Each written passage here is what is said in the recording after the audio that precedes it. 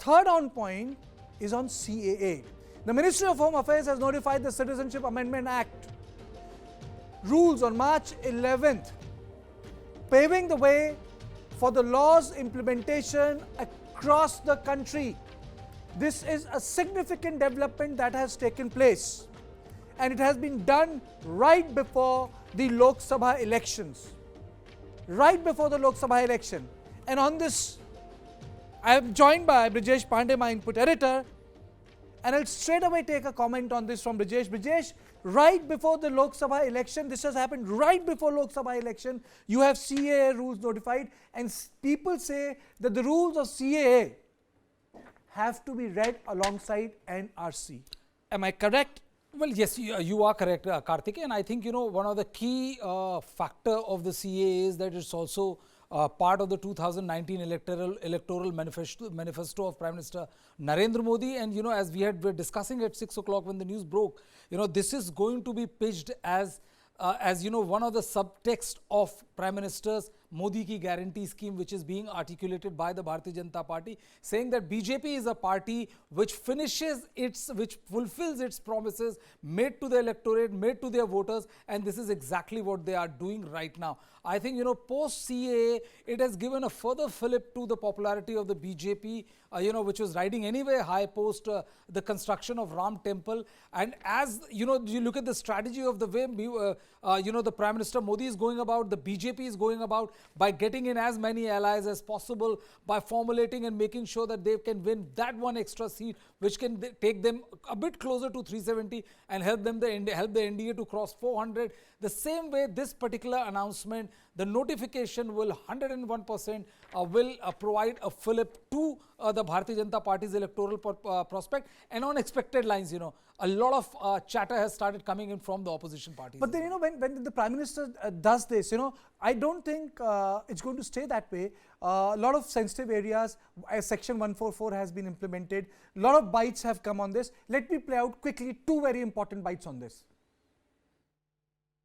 पहली बात तो ये है, इतना विलंब क्यों किया? और अगर विलंब किया तो चुनाव के बाद क्या दिक्कत थी? उनका एकमात्र उद्देश्य होता है हर मुद्दे को हिंदू मुसलमान में बांटो। संविधान में हर व्यक्ति को अपने धर्म को पालन करने का अधिकार है।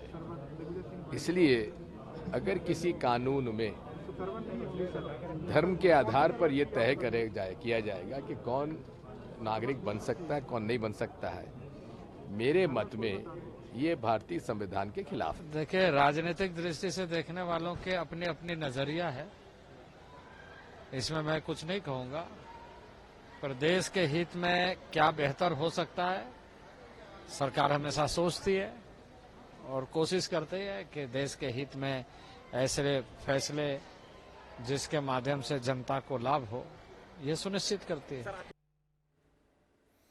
So let me explain the law, and let me take that graphic. So let's talk facts. Fast track citizenship for the persecuted minority groups of Pakistan, Afghanistan, and Bangladesh. Who are the persecuted people is the bone of contention.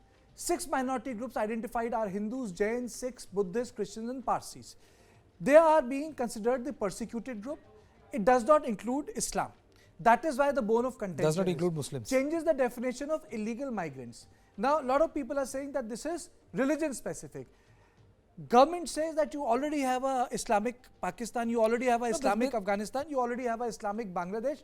So, Hindus are persecuted. Now, another argument is this: if you look at the population of Hindus in Afghanistan, Pakistan, and Bangladesh, actually the population have gone down. If you look at the population of Muslims in India, the population of Muslims in India have gone up. India has kept up the promise of a secular Pakistan, but a secular India. India has kept up the promise of secular India, but Pakistan, Bangladesh, and Afghanistan have not kept up the promise to keep the minorities safe, which the Jinnah made. That is why there is a word, Hinduon ka palayan ho raha hai Pakistan se. The Sikhs are not in Afghanistan, and after the 1971 war, Hindus in masse had to leave Bangladesh because they were being pillaged, raped, murdered by the West Pakistan's army.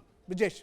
Well, absolutely. And one of the arguments which is put forth by the government, because the Muslim side have taken the case to the apex court, saying that it is violative of Article 14 and 21, which guarantees equality before the law. They're saying that Muslims have been knowingly left out. What is the argument of the government is that the Muslims are not a persecuted minority in either Afghanistan, Pakistan or Bangladesh. It is these six religion which are minority in these three nations, and that is the reason why only these six have been allocated. And to assume that Muslims are minority in these three states is nothing but a laughable thing. So the government is very clear that the exclusion of Muslims as in the CEA notification is not per se design but per se requirement, and they are saying that that is the reason why only these six minorities are kept, and there is no witch hunt against the minority community. So the bottom line here is, and let me explain, before I close and leave you with 6 on points. Before that, I will leave you with 6 on points, but let me explain it to you. The context of the CAA was in larger rubric of particular religions being marginalized in neighborhood. And it's not a joke. I have been to Afghanistan. The sole Gurdwara has been attacked number of times, despite assurance. The population of Hindus were at 10% in Pakistan at the time of partition. It's at 1%. The similar, you need to read the book called Blood Telegram, not written by any Indian, but the ambassador of America in Dhaka, saying that the persecution is taking place and you guys aren't talking about it because you are thinking of strategic affairs and getting China through Pakistan. But the fact of the matter is that the Hindus were persecuted there. Now, a section feels that this discriminates. But the fact of the matter is, how much of the migrants of other ethnicities and religious denomination can India take? Isn't it the responsibility of the government to maintain the right of the majority as well? And this is the heart of the debate which is happening in Manipur. The woke crowd might find it ugly and slightly displeasing in terms of discussing it, but the popular politics and the pulse of it is around these issues. No majority anywhere in the world wants to be a minority.